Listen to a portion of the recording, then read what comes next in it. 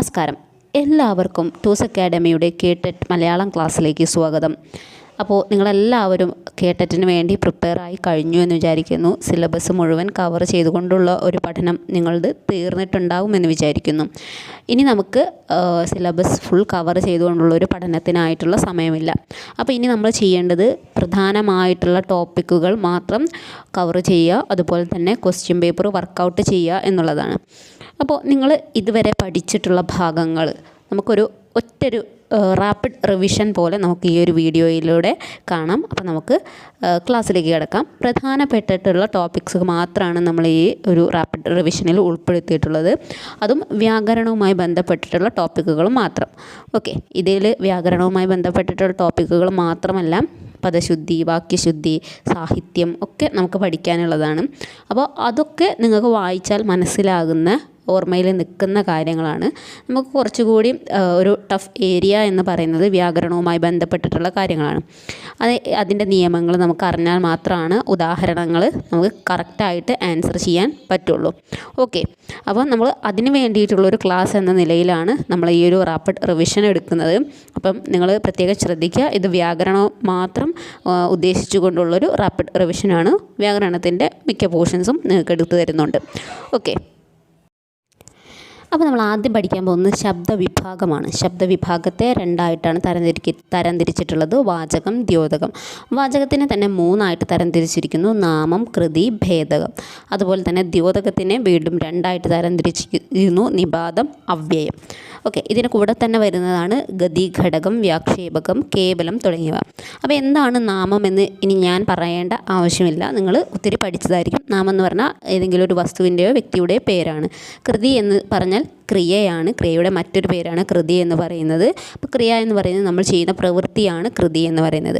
ഇനി ഭേദകം എന്ന് എന്താണെന്ന് ചോദിച്ചാൽ നമ്മൾ പറയും, ഭേദകം എന്ന് പറയുന്നത് വിശേഷണമാണ്. വിശേഷണത്തിൻ്റെ മറ്റൊരു പേരാണ് ഭേദകം എന്ന് പറയുന്നത്. നമ്മൾ നല്ല കുട്ടി എന്ന് പറയുമ്പോൾ കുട്ടിയെ വിശേഷിപ്പിക്കാൻ വേണ്ടിയിട്ട് നമ്മൾ നല്ല എന്ന് ചേർക്കുന്നു. ഇവിടെ നല്ല എന്നുള്ളതാണ് വിശേഷണമായിട്ട് വരുന്നത്. അപ്പോൾ ഇങ്ങനെയുള്ള വിശേഷണങ്ങളെയാണ് നമ്മൾ എന്ത് പറയുക, ഭേദകം എന്ന് പറയുന്നത്. ഇനി അടുത്തത് ദ്യോതകത്തിൽ വരുന്ന നിപാതം എന്താണ് എന്നുള്ളതാണ്. നിപാതം എന്ന് പറയുന്നത് അത് ഉണ്ടായ കാലം മുതലേ ദ്യോതകധർമ്മം നിർവഹിക്കുന്നതിനെയാണ് എന്ത് പറയുക, നിപാതം എന്ന് പറയുന്നത്. അപ്പോൾ ഉണ്ടായ കാലം മുതൽ തന്നെ അത് ദ്യോതകമായിട്ട് തന്നെ നിലനിൽക്കുന്ന ഒന്നിനെയാണ് നമ്മൾ നിപാതം എന്ന് പറയുന്നത്. നമ്മൾ ഓ എന്നൊക്കെ ചേർക്കുന്നത്, അപ്പോൾ രാമനും കൃഷ്ണനും, രാമനോ കൃഷ്ണനോ അങ്ങനെ ചേർക്കുന്ന ഓ എന്നിവയൊക്കെ എന്തിന് ഉദാഹരണമാണ്, നിപാതത്തിന് ഉദാഹരണമാണ്.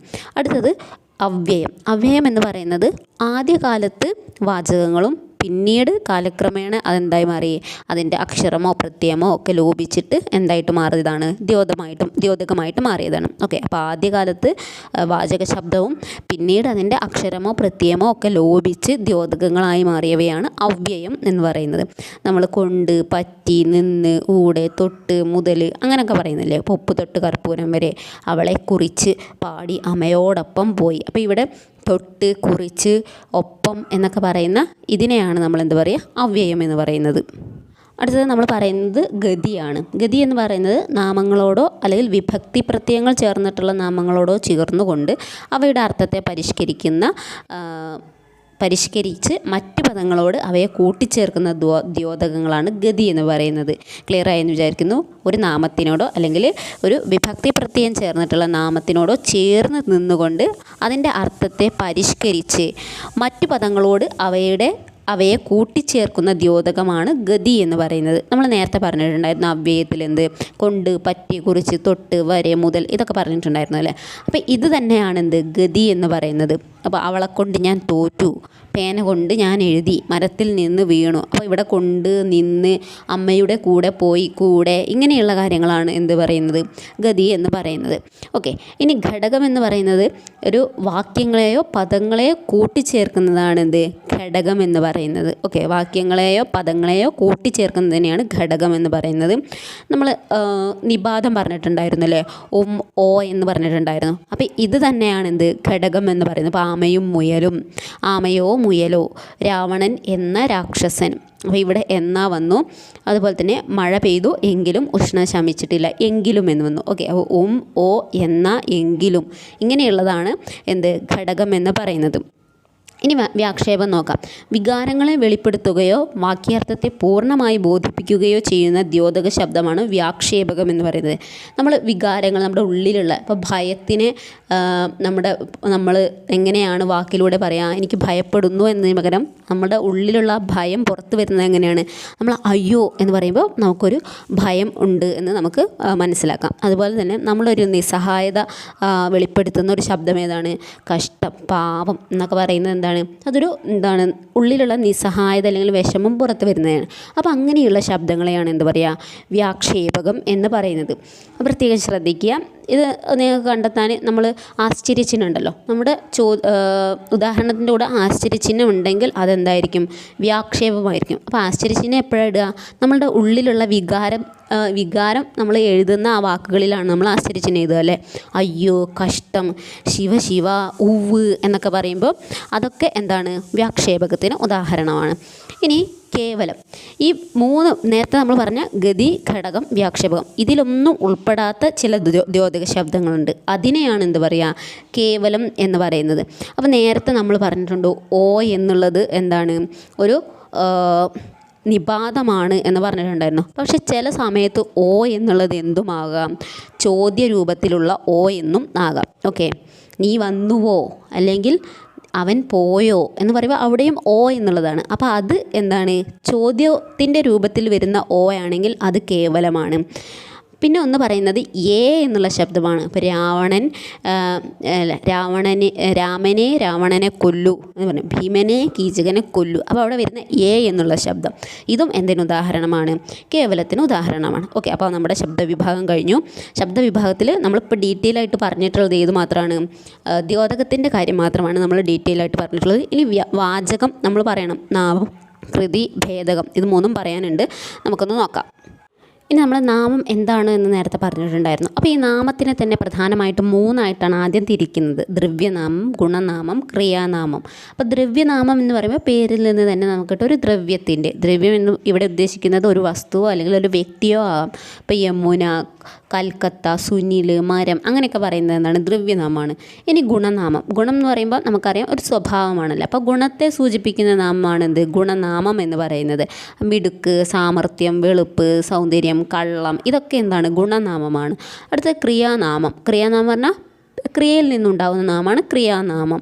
നമ്മൾ കൊടുക്കുക എന്നുള്ളതിൽ കൊടുക്കൽ എന്നുണ്ടാകുന്നു, തേക്കുക എന്നുള്ളതിൽ തേപ്പ് എന്നുണ്ടാകുന്നു, മുറിക്കുക എന്നുള്ളതിൽ മുറിവ് ഉണ്ടാകുന്നു, ചാടുക എന്നുള്ളതിൽ ചാട്ടം ഉണ്ടാകുന്നു. അപ്പോൾ ഇതൊക്കെ എന്താണ്, ക്രിയാനാമമാണ്.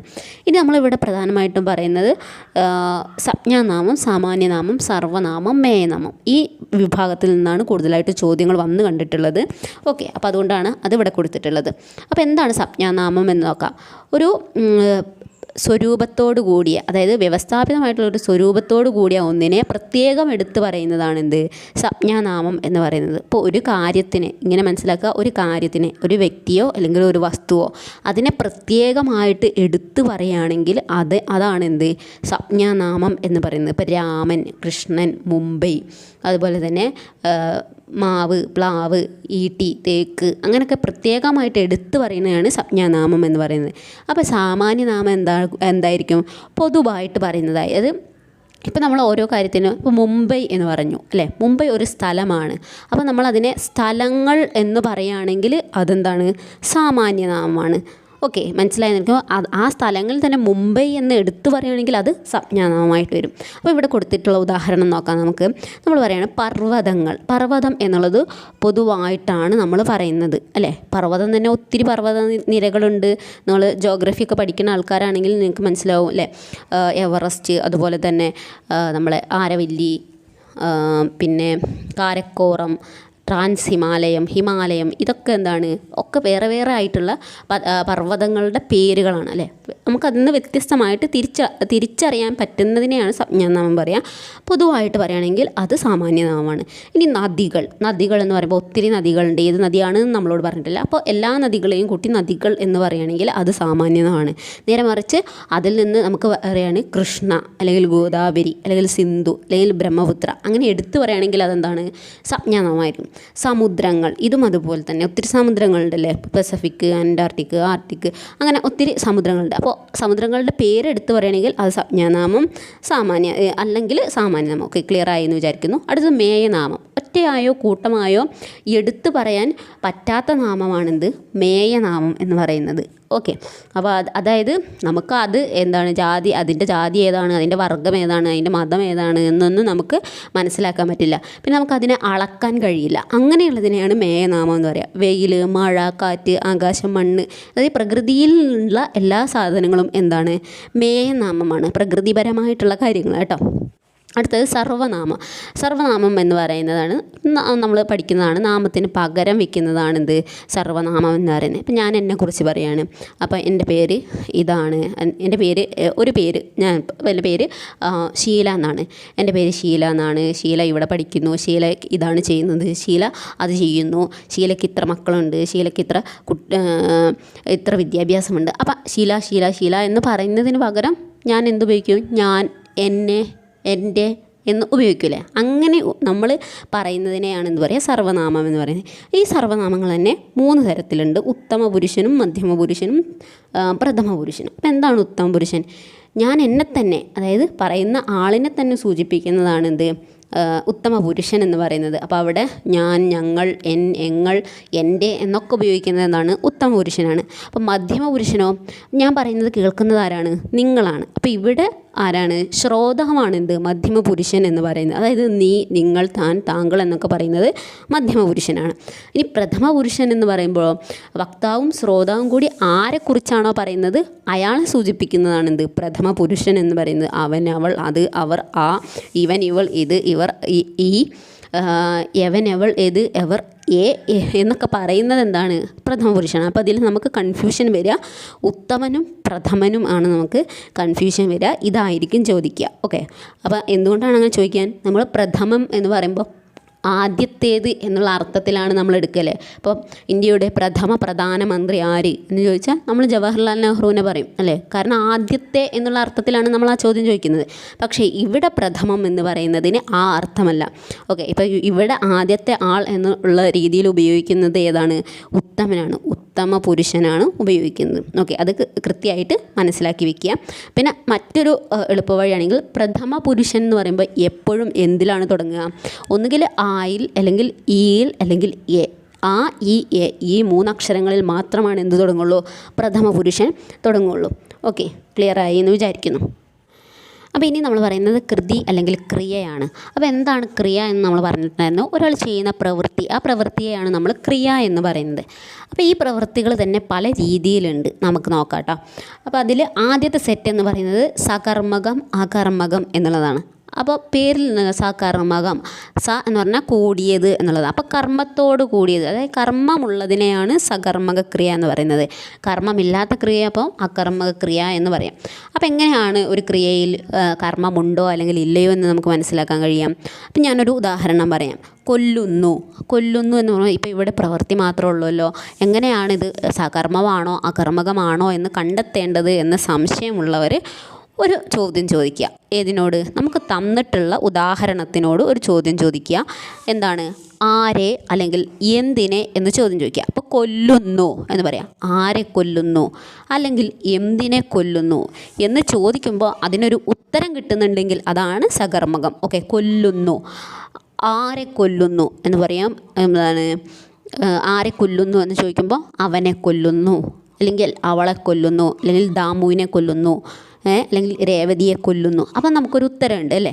അല്ലെങ്കിൽ എന്തിനെ കൊല്ലുന്നു എന്ന് ചോദിക്കുമ്പോൾ നമുക്ക് കേട്ടോ കോഴിയെ കൊല്ലുന്നു. അപ്പോൾ നമുക്കൊരു ഉത്തരമുണ്ട്. അങ്ങനെയുള്ള ആരെ അല്ലെങ്കിൽ എന്തിനെ എന്ന് തന്നെ ചോദിക്കണം നിങ്ങൾ. ആര് അല്ലെങ്കിൽ എന്ത് എന്ന് ചോദിക്കരുത്, അത് തെറ്റാണ്. അങ്ങനെ ചോദിക്കുമ്പോൾ നമുക്ക് ഉത്തരം തെറ്റിപ്പോവും കേട്ടോ. അപ്പോൾ ആരെ അല്ലെങ്കിൽ എന്തിനെ, ഈ 2 ചോദ്യങ്ങളാണ് ചോദിക്കേണ്ടത്. അപ്പം ഇങ്ങനെ ചോദിക്കുമ്പോൾ ഉത്തരം കിട്ടുന്നുവെങ്കിൽ അതാണ് സകർമ്മക ക്രിയ.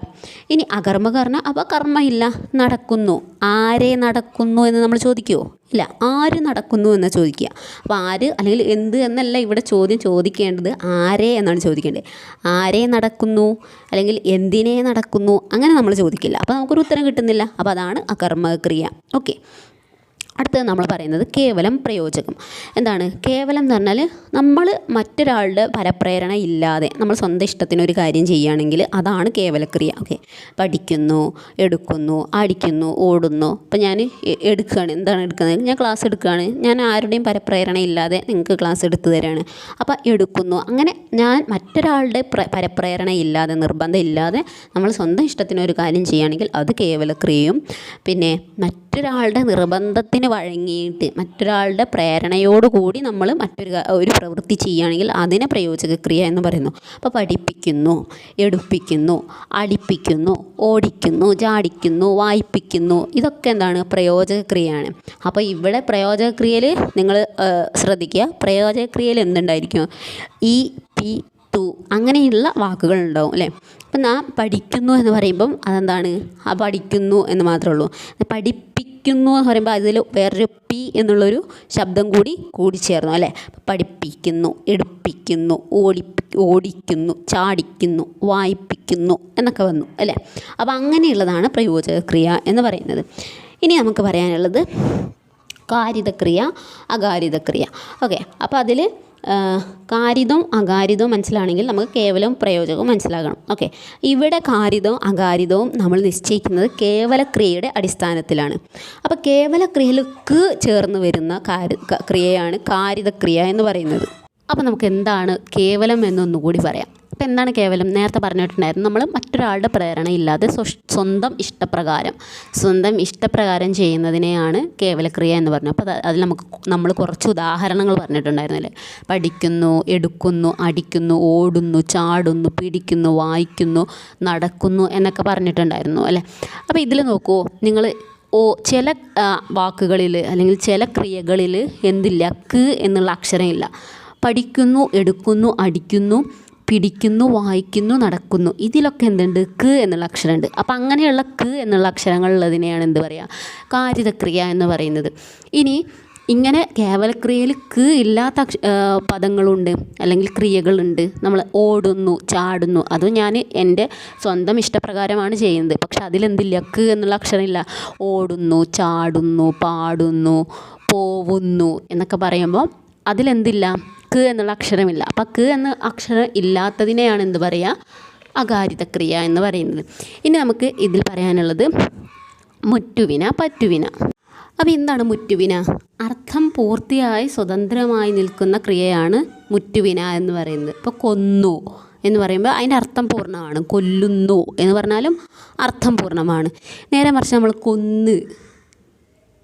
കൊല്ലുന്ന് എന്ന് പറഞ്ഞാലോ, കൊല്ലുന്ന് എന്ന് പറഞ്ഞാൽ അതിൻ്റെ അർത്ഥം പൂർണ്ണമല്ല. അപ്പം അങ്ങനെയുള്ള പൂർണ്ണമല്ലാത്ത ശബ്ദങ്ങളെയാണ്, അതായത് പൂർണ്ണമല്ലാത്ത ശബ്ദങ്ങൾ അത് മറ്റൊന്നിനോടുകൂടി ചേരുമ്പോൾ മാത്രമാണ് അതിൻ്റെ അർത്ഥം പൂർണ്ണമാവുള്ളൂ. അങ്ങനെയുള്ളതിനെയാണ് എന്ത് പറയുക? പറ്റുവിന. പറ്റുവിന പറഞ്ഞാൽ പറ്റി നിൽക്കുന്ന എന്ന് നമുക്ക് ഓർക്കാം. അപ്പോൾ നമുക്ക് വേഗം കിട്ടും. മുറ്റുവിന പറഞ്ഞാൽ സ്വതന്ത്രമായി നിൽക്കുമ്പോൾ എന്തുണ്ട്? അതിന് അർത്ഥം പൂർണ്ണമാണ്. അങ്ങനെയുള്ളതിനെയാണ് മുറ്റുവിന എന്ന് പറയുക. പറ്റുവിന എന്ന് പറഞ്ഞാൽ സ്വതന്ത്രമായി നിൽക്കുമ്പോൾ എന്തില്ല? അർത്ഥമില്ല. മറ്റുള്ളവനോട് ചേർന്ന് നിൽക്കുമ്പോൾ അതിന് അർത്ഥമുണ്ടാവുകയും ചെയ്യുന്നു. അങ്ങനെയുള്ളതിനെയാണ് എന്ത് പറയുക? പറ്റുവിന എന്ന് പറയുന്നു. ഇപ്പം ഉദാഹരണം നോക്കാം. വീണ പൂവ് എന്ന് പറയാണ്. അപ്പം വീണ എന്ന് മാത്രം പറയുകയാണെങ്കിൽ എന്ത് വീണ എന്ന് നമുക്കൊരു ചോദ്യം വരും അല്ലേ. അപ്പോൾ അതിൻ്റെ അർത്ഥം പൂർണ്ണമല്ല. വീണ പൂവ് എന്ന് അതിനോട് കൂടി ചേർത്ത് പറയുമ്പോഴാണ് അതിനെന്തുള്ളത്? അർത്ഥമുള്ളത്. അങ്ങനെയുള്ളതിനെയാണ് പറ്റുവിന എന്ന് പറയുന്നത്. ഇനി ഈ പറ്റുവിനയെ തന്നെ നമുക്ക് പേരച്ചമെന്നും വിനയച്ചമെന്നും രണ്ടായിട്ട് തരംതിരിക്കാം. ഓക്കെ, അപ്പോൾ പേരച്ചമെന്നും വിനയച്ചമെന്നും തരംതിരിക്കുമ്പോൾ പേരച്ചം എന്ന് പറയുന്നത് പേര് പറഞ്ഞാൽ പേരിനോട് കൂടി ചേർന്ന്, നാമത്തിനോട് കൂടി ചേർന്ന് നിൽക്കുന്ന അല്ലെങ്കിൽ നാമത്തിനെ ആശ്രയിച്ച് നിൽക്കുന്നതിനെയാണ് എന്ത് പറയുക? പേരച്ചം എന്ന് പറയുന്നത്. നാമത്തിനെ ആശ്രയിച്ച് നിൽക്കുന്ന അപൂർണക്രിയയാണ് നമ്മൾ പേരച്ചം എന്ന് പറയുന്നത്. നമ്മൾ നേരത്തെ പറഞ്ഞ ഉദാഹരണം വീണ പൂവ്. അപ്പോൾ ഈ വീണ എന്നുള്ളത് എന്തിനെ ആശ്രയിച്ച് നിൽക്കുന്നു? പൂവ് എന്നുള്ളതിനെ ആശ്രയിച്ച് നിൽക്കുകയാണ്. കേട്ട കഥ എന്നുള്ളത് കഥ എന്നുള്ളതിനെ ആശ്രയിച്ചിട്ടാണ് എന്ത് നിൽക്കുന്നത്? കേട്ട എന്ന് നിൽക്കുന്നത്. ഓക്കെ, ഇനി വിനയച്ചം എന്ന് പറഞ്ഞാൽ വിന എന്ന് പറഞ്ഞാൽ ക്രിയ എന്ന് തന്നെയാണ് അർത്ഥം. ഒരു ക്രിയ മറ്റൊരു ക്രിയയെ ആശ്രയിച്ച് നിൽക്കുന്നു. അതിനെയാണ് എന്ത് പറയുക? വിനയച്ചം എന്ന് പറയുന്നത്. ഈ വിനയച്ചം തന്നെ ഇനി നമുക്ക് മുൻവിനയച്ചം, പിൻവിനയച്ചം വിനേച്ചം, തൻവിനേച്ചം, നടുവിനേച്ചം, പാക്ഷിക വിനേച്ചം, അങ്ങനെ പല രീതിയിൽ വിഭജിക്കുന്നുണ്ട്. എല്ലാം കൂടി നമുക്ക് ഈ ഒരു ക്ലാസ്സിൽ എടുക്കാൻ കഴിയില്ല, അതുകൊണ്ടാണ്. അപ്പോൾ നിങ്ങൾ അതൊക്കെ ഒന്ന് നോക്കി പഠിക്കുക കേട്ടോ. ഇനി നമ്മൾ ലിംഗം എന്ന് പറഞ്ഞിട്ടുള്ള ഭാഗമാണ് നോക്കുന്നത്. ലിംഗം 3 തരത്തിലുണ്ട്: സ്ത്രീലിംഗം, പുല്ലിംഗം, നപുംസകലിംഗം. സ്ത്രീലിംഗം എന്ന് പറഞ്ഞാൽ സ്ത്രീയെ സൂചിപ്പിക്കുന്നത്, പുല്ലിംഗം പറഞ്ഞാൽ പുരുഷനെ സൂചിപ്പിക്കുന്നത്, നപുംസകലിംഗം എന്ന് പറഞ്ഞാൽ സ്ത്രീയും പുരുഷനും അല്ലാത്തത്. നമ്മൾ ഇവിടെ ട്രാൻസ്ജെൻഡർ എന്നുള്ള രീതിയിൽ നിങ്ങൾ എടുക്കരുത്. സ്ത്രീയും പുരുഷനും അല്ലാത്ത ഏതും, അതായത് ജീവനില്ലാത്ത ഏതു വസ്തുവും എന്താണ്, നപുംസകലിംഗമാണ് എന്ന് ഓർത്ത് വയ്ക്കുക. അപ്പോൾ കല്ല് അല്ലെങ്കിൽ മേശ അല്ലെങ്കിൽ കസേര, പായ എന്നൊക്കെ പറയുന്നത്, പുസ്തകം എന്നൊക്കെ പറയുന്നത് എന്താണ്, നപുംസകലിംഗമാണ്. ഓക്കെ, അപ്പോൾ അങ്ങനെയുള്ളതാണ് നപുംസകലിംഗത്തിൽ ഉൾക്കൊള്ളുന്നത്. ഇനി നമുക്ക് ഇതിൻ്റെ പ്രത്യയങ്ങൾ നോക്കാം. സ്ത്രീലിംഗത്തിന് അൾ എന്നും പുല്ലിംഗത്തിന് അൻ എന്നും നപുംസകലിംഗത്തിന് തു എന്നുള്ളതുമാണ് പ്രത്യയം. നമുക്ക് ഇതൊന്നും ഒരിക്കലും ചോദിക്കില്ല. നിങ്ങൾ ചോദിക്കുന്നത് എതിർലിംഗം ഏത് എന്നുള്ള രീതിയിലാണ് ചോദിക്കുന്നത്. ഇപ്പോൾ നമ്മൾ കവി എന്ന് പറയുന്നു. കവി എന്നുള്ളത് പുല്ലിംഗമാണ്. അതിൻ്റെ സ്ത്രീലിംഗം എന്താണ്, കവയിത്രി എന്നുള്ളതാണ്. ഓക്കെ, കവയിത്രി പ്രത്യേകം ശ്രദ്ധിക്കുക. നിങ്ങൾക്ക് പദശുദ്ധിയിലും വരുന്നൊരു വാക്കാണ്, കവയിത്രിയാണ്. കവിയത്രി എന്ന് എഴുതരുത്. അതുപോലെ തന്നെ കവിയത്രി എന്ന് എഴുതരുത്, കവിയിത്രി എന്ന് എഴുതരുത്. നമുക്ക് ശരിയായിട്ടുള്ള വാക്ക് എന്താണ്, കവയിത്രി എന്നുള്ളതാണ്. ഓക്കെ, പ്രഭു, പ്രഭി അങ്ങനെ വരുന്നതല്ലേ. സാക്ഷി, സാക്ഷിണി, ദാനി, ദാത്രി അങ്ങനെ വരുന്ന അത്തരത്തിലുള്ള ലിംഗങ്ങൾ, എതിർലിംഗങ്ങൾ നിങ്ങൾ പഠിച്ചു പോവുക. ഗൂഗിൾ ചെയ്താൽ നിങ്ങൾക്ക് കിട്ടും. PSC ഫോമിൻ്റെ രീതിയിലുള്ള ക്വസ്റ്റ്യൻസാണ് നിങ്ങൾക്ക് ഉണ്ടാവുക. അല്ലെങ്കിൽ നിങ്ങൾ ക്വസ്റ്റ്യൻ പേപ്പർ റെഫർ ചെയ്യുക. ഏതൊക്കെ രീതിയിലുള്ള ഏതൊക്കെ എതിർലിംഗങ്ങളാണ് മുൻകാല ചോദ്യ പേപ്പറിൽ വന്നിട്ടുള്ളത് എന്ന് നോക്കുക. അതൊക്കെ ഒന്ന് പഠിച്ചു പോവുക കേട്ടോ. ഇനി നമ്മൾ പറയുന്നത് വചനമാണ്. അപ്പോൾ എന്താണ് വചനം?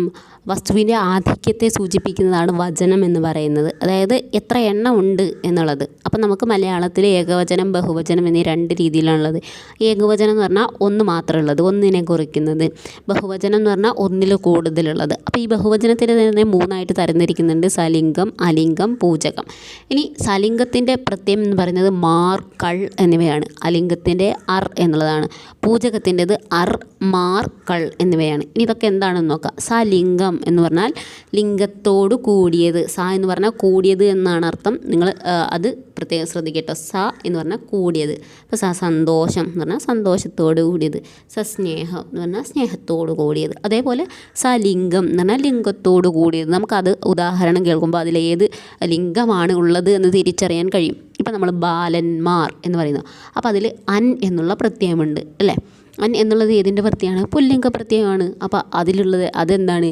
പുല്ലിംഗ പ്രത്യയം ഉള്ളത് കൊണ്ട് തന്നെ അത് സലിംഗ ബഹുവചനമാണ്. ബാലന്മാർ, അൻ എന്നുള്ള പുല്ലിംഗ പ്രത്യയവും മാർ എന്നുള്ള ബഹുവചന പ്രത്യയവും ചേരുന്നുണ്ട് അതിൽ. അപ്പോൾ അതുകൊണ്ട് അത് എന്താണ്? സലിംഗ ബഹുവചനമാണ്. ഇനി ബാലികമാർ എന്ന് പറയുമ്പോൾ ബാലികമാർ, ബാലിക എന്ന് പറയുന്നത് സ്ത്രീലിംഗത്തെ സൂചിപ്പിക്കുന്നതാണ് എന്ന് നമുക്കറിയാം. അതിൻ്റെ കൂടെ മാർ എന്ന് ചേർക്കുമ്പോൾ അത് സലിംഗ ബഹുവചനമായി. ഇനി അലിംഗം എന്ന് പറയുന്നത് സ്ത്രീലിംഗത്തിൻ്റെയും പുല്ലിംഗത്തിൻ്റെയും ഒരുമിച്ചുള്ള ബഹുത്വം കുറിക്കുന്നതാണ്. അതിൽ സ്ത്രീകളുണ്ടാവും, പുരുഷന്മാരുണ്ടാവും. നമുക്ക് അതിൽ ആരാണ് ഉള്ളത് എന്ന് പ്രത്യേകം മനസ്സിലാക്കാൻ പറ്റില്ല. അങ്ങനെയുള്ളതിനാണ് അലിംഗ ബഹുവചനം എന്ന് പറയുന്നത്. ഓക്കെ, അപ്പോൾ നമ്മൾ പറയാണ് യാചകർ എന്ന് പറയാണ്. അപ്പോൾ യാചകർ എന്ന് പറയുന്നത് ഒരു വിഭാഗത്തിനെയാണ്. അതിൽ സ്ത്രീകളുണ്ടാവും, പുരുഷന്മാരുണ്ടാവും. പിന്നെ അധ്യാപകർ എന്ന് പറയാണ്. അപ്പോൾ അതിൽ ടീച്ചർമാരുണ്ടാവും, മാഷുമാരുണ്ടാവും. അപ്പോൾ ഇതിൽ നിന്ന് ആരാണ് ഉള്ളത് എന്ന് നമുക്ക് മനസ്സിലാക്കാൻ പറ്റില്ല. അങ്ങനെയുള്ളതിനെയാണ് അലിംഗ ബഹുവചനം എന്ന് പറയുന്നത്. ഓക്കെ, ഇനി പൂജക ബഹുവചനം. ഇതാണ് ഇതിൽ ഏറ്റവും ഇമ്പോർട്ടൻ്റ് ആയിട്ടുള്ളത്. പൂജക ബഹുവചനം എന്താണെന്ന് വെച്ചാൽ നമുക്ക് അതിൻ്റെ വാക്ക് എന്ന് പറയുന്നത്, വാക്ക് കാണുമ്പോൾ നമുക്ക് എന്തായിട്ട് തോന്നും? അത് ബഹുവചനമായിട്ട് തോന്നും. പക്ഷേ അത് ഒരൊറ്റ ആളേ ഉള്ളൂ അല്ലേ. ഓക്കെ, ബഹുമാനത്തെ സൂചിപ്പിക്കാൻ വേണ്ടിയിട്ടാണ് നമ്മൾ എന്ത് ചെയ്യുന്നത്?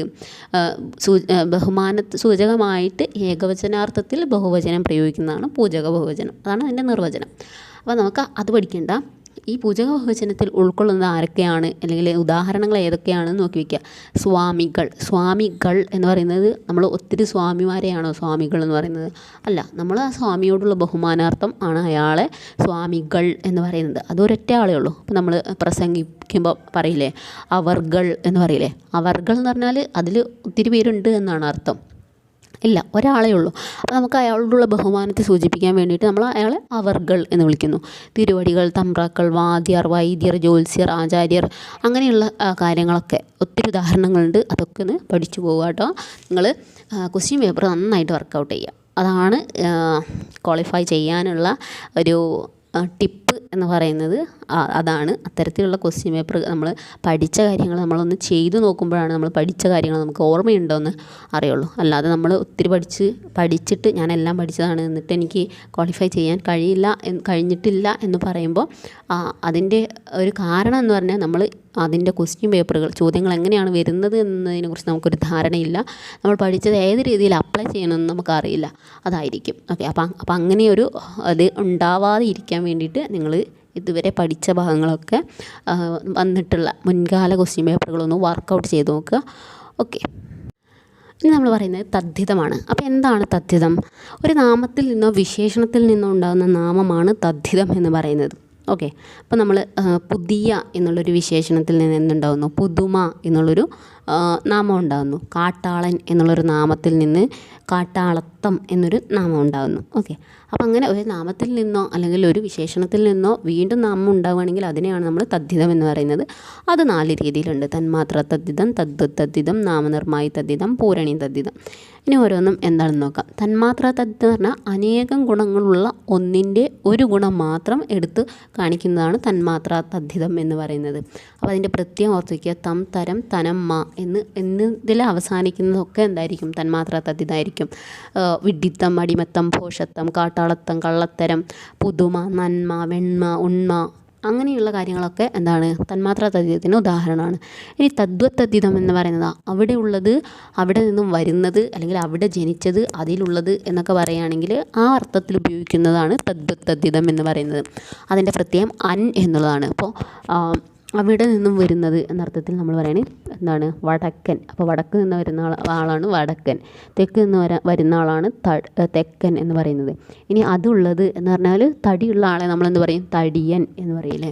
കോഴിക്കോടുള്ള ആളെ നമ്മൾ കോഴിക്കോടൻ എന്ന് പറയും. നരച്ച ആളെ നമ്മൾ നരയൻ എന്ന് പറയും. മൂപ്പൻ എന്ന് പറയും. അപ്പം അങ്ങനെയുള്ളതിനൊക്കെ എന്നാണ് തദ്വത്തദ്ധിതം എന്ന് പറയുന്നത്. ഇനി നാമനിർമ്മായി തദ്ധിതം. ഓക്കെ, നാമനിർമ്മായി തദ്ധിതം എന്ന് പറഞ്ഞാൽ എന്താണ്? അല്ലെങ്കിൽ പേരച്ചം, സംബന്ധിക വിഭക്തി, ആധാരികാഭാസം ഇങ്ങനെയുള്ളതിനോട് കൂടി അൻ, അൾ, തു, അർ, ആ ഈ ലിംഗവചന പ്രത്യയങ്ങൾ ചേർത്ത് ഉണ്ടാക്കുന്നതാണ് എന്ത്? നാമനിർമ്മായി തദ്ധിതം എന്ന് പറയുന്നത്.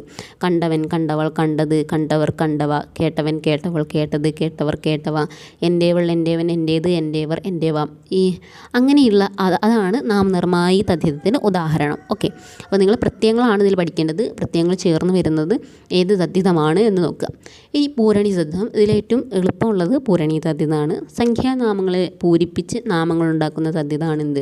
പൂരണി തദ്ധിതം എന്ന് പറയുമ്പോൾ ഒന്നാം, ആം അല്ലെങ്കിൽ ആമൻ എന്നുള്ളതാണ് എന്തിൻ്റെ? പൂരണി തദ്ധിതത്തിൻ്റെ പ്രത്യയം എന്ന് പറയുന്നത്. ഒന്നാമൻ, ഒന്നാമത്തെ, രണ്ടാമൻ, രണ്ടാമത്തെ, മൂന്നാമൻ, മൂന്നാമത്തെ, അങ്ങനെ ആം, ആമൻ, ആമത്തെ, ഈ 3 പ്രത്യയങ്ങൾ ചേർന്ന് വരുന്നതാണ് തദ്ധിതം എന്ന് പറയുന്നത്. ഇനി നമ്മൾ നോക്കുന്നത് പ്രകാരമാണ്. അപ്പോൾ നമ്മൾ പ്രകാരത്തിലേക്ക് കിടക്കാം. എന്താണ് പ്രകാരം? ഒരു ധാതു അതിൻ്റെ അർത്ഥത്തെ വെളിപ്പെടുത്തുന്ന വിധത്തിനെയാണ് പ്രകാരം എന്ന് പറയുന്നത്. അപ്പോൾ 4 തരം പ്രകാരങ്ങളാണുള്ളത്. അതിൽ നിർദ്ദേശക പ്രകാരം, നിയോജക പ്രകാരം നമുക്ക് എന്താണെന്ന് നോക്കാം. നിർദ്ദേശക പ്രകാരം എന്ന് പറഞ്ഞാൽ ഭൂതം, ഭാവി, വർത്തമാനകാല രൂപത്തിൽ വരുന്ന ക്രിയാരൂപങ്ങളെയാണ് നിർദ്ദേശക പ്രകാരം എന്ന് പറയുന്നത്. ഇതിന് പ്രത്യേക പ്രത്യയങ്ങളൊന്നുമില്ല. ഇത് നമ്മൾ സാധാരണ ഉപയോഗിക്കുന്ന വാക്കുകൾ തന്നെയാണ്. കൊടുത്തു, കൊടുക്കും, കൊടുക്കുന്നു. ഓക്കെ, അപ്പോൾ കൊടുത്തു എന്നുള്ളത് ഭൂതകാലത്തിൽ നിന്ന് വന്നതും ഭാവി കാലത്തിൽ നിന്നും കൊടുക്കുമെന്നും വർത്തമാനകാലത്തിൽ കൊടുക്കുന്നു എന്നുള്ളതുമാണ്. ഓക്കെ, ഉദാഹരണം ക്ലിയർ ആയെന്ന് വിചാരിക്കുന്നു. അടുത്തത് നിയോജക പ്രകാരം. നിയോജക പ്രകാരത്തിൻ്റെ പ്രത്യയം എന്ന് പറയുന്നത് അട്ടെ അല്ലെങ്കിൽ ഇൻ എന്നുള്ളതാണ്. ഓക്കെ, അവൻ പോട്ടെ, അവൻ പോകട്ടെ എന്ന് പറയുന്നത്, നിങ്ങൾ പോകിൻ എന്ന് പറയുന്നത്, ഇതൊക്കെ എന്തിൻ്റെ ഉദാഹരണമാണ്? നിയോജക പ്രകാരത്തിൻ്റെ ഉദാഹരണമാണ്. അപ്പോൾ ഇതിലൊക്കെ നമുക്ക് പഠിക്കാനുള്ളത് പ്രത്യയങ്ങളാണ്. അത് പ്രത്യേകം ശ്രദ്ധിക്കുക. ഓക്കെ, ഇനി നമുക്ക് പറയാനുള്ള മറ്റു 2 പ്രകാരങ്ങൾ കൂടി ഒന്ന് നോക്കാം. അടുത്ത പ്രകാരം വിധായക പ്രകാരമാണ്. വിധായക പ്രകാരത്തിൻ്റെ പ്രത്യയം അണം എന്നുള്ളതാണ്. പോകണം, വരണം, കാണണം എന്നൊക്കെ പറയുമ്പോൾ ഉള്ള അണം. ഓക്കെ, ഇനി അനുജ്ഞായക പ്രകാരം എന്ന് പറയുന്നത് എന്താണ്? ഒരു സമ്മതമാണ്. ഒരു സമ്മതം നമ്മൾ അറിയിക്കുന്നതാണ്. അല്ലേ, എനിക്ക് ഞാനത് ഓക്കെയാണ്, അത് ചെയ്യാം, അങ്ങനെ പറയുന്നതാണത്. അപ്പോൾ അതിൻ്റെ പ്രത്യയം ആം എന്നുള്ളതാണ്. അപ്പോൾ ഇവിടെ നിൽക്കാം, വരാം, പോകാം, കാണാം, ഇതൊക്കെ എന്താണ് ഒരു സമ്മത രൂപത്തിലുള്ളതാണ്, നമ്മൾ അനുവാദം കൊടുക്കുന്ന രീതിയിലുള്ളതാണ്. അപ്പോൾ അത്തരത്തിലുള്ളതിനെയാണ് എന്ത് പറയുക, പ്രകാരം എന്ന് പറയുന്നത്. ഓക്കെ, അപ്പോൾ ഇത്രയാണ് നമ്മുടെ പ്രധാനപ്പെട്ടിട്ടുള്ള ഭാഗങ്ങൾ എന്ന് പറയുന്നത്. ഇതിലേറ്റവും ഇമ്പോർട്ടൻ്റ് എന്ന് പറഞ്ഞാൽ സന്ധി സമാസമാണ്. അപ്പോൾ അത് ഞാൻ ഈ ഒരു വീഡിയോയിൽ ഉൾക്കൊള്ളിച്ചിട്ടില്ല. നമ്മൾ മുമ്പ് ഒരു വീഡിയോ ചെയ്തിട്ടുണ്ടായിരുന്നു. നമ്മളെ LP-UPയുടെ ഒരു ക്ലാസ്സിന് വേണ്ടിയിട്ട് നമ്മളൊരു ഒരു 40 മിനിറ്റിൻ്റെ ഒരു വീഡിയോ ചെയ്തിട്ടുണ്ടായിരുന്നു. അപ്പോൾ അതിൽ നമ്മൾ വളരെ വിശദമായിട്ട് സന്ധി എന്താണ്, സമാസം എന്താണ്, തദ്ധിതം എന്താണ്, അങ്ങനെയുള്ള വചനം എന്താണ്, ലിംഗം എന്താണ്, അങ്ങനെയുള്ള കാര്യങ്ങളൊക്കെ അതിൽ പറഞ്ഞിട്ടുണ്ട്. അപ്പോൾ നിങ്ങൾക്ക് ആ ഒരു വീഡിയോ കൂടി ഒന്ന് റെഫർ ചെയ്യാവുന്നതാണ്. ഇനി നിങ്ങൾക്ക് ഒരു ഫൈനൽ ടച്ച് എന്നുള്ള രീതിയിൽ നിങ്ങൾക്ക് ഇപ്പോൾ പറഞ്ഞിട്ടുള്ള എല്ലാ കാര്യങ്ങളും ഒന്ന് ഒരു ബുക്കായിട്ട് കിട്ടിയിരുന്നെങ്കിൽ, അല്ലെങ്കിൽ ഒരു നോട്ടായിട്ട് കിട്ടിയിരുന്നെങ്കിൽ കുറച്ചുകൂടി നന്നായേനെ എന്ന് നിങ്ങൾക്ക് തോന്നുകയാണെങ്കിൽ നിങ്ങൾ ഈ സ്ക്രീനിൽ കാണുന്ന ഈ നമ്പറിൽ കോൺടാക്റ്റ് ചെയ്യുക. നിങ്ങൾക്ക് ഒരു പോക്കറ്റ് നോട്ട് അല്ലെങ്കിൽ ഒരു കേട്ടറ്റ് ഹാൻഡ് ബുക്ക്, മലയാളത്തിൻ്റെ ഒരു ഹാൻഡ് ബുക്ക് നിങ്ങൾക്ക് ടോസ് അക്കാഡമി ഉണ്ടാക്കി വെച്ചിട്ടുണ്ട്. അപ്പോൾ നിങ്ങൾ തീർച്ചയായിട്ടും കോൺടാക്റ്റ് ചെയ്യാം. എല്ലാവർക്കും ഇത്തവണത്തെ കേട്ടിട്ട് ക്വാളിഫൈ ചെയ്യാൻ കഴിയട്ടെ എന്ന് ആശംസിക്കുന്നു.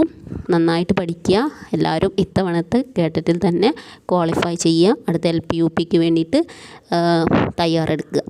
ഓക്കെ, അപ്പോൾ അതാണ് നമ്മുടെ മുന്നിലുള്ള ലക്ഷ്യം. കേട്ടിട്ട് മാത്രമല്ല, ഈ കേട്ടിട്ട് നേടിക്കഴിഞ്ഞാൽ നമുക്കുണ്ടാകാൻ പോകുന്ന വലിയൊരു മാറ്റം, ജീവിതത്തിലെ വലിയൊരു മാറ്റമാണ് എന്ത്, LP-UP എന്ന് പറയുന്നത്.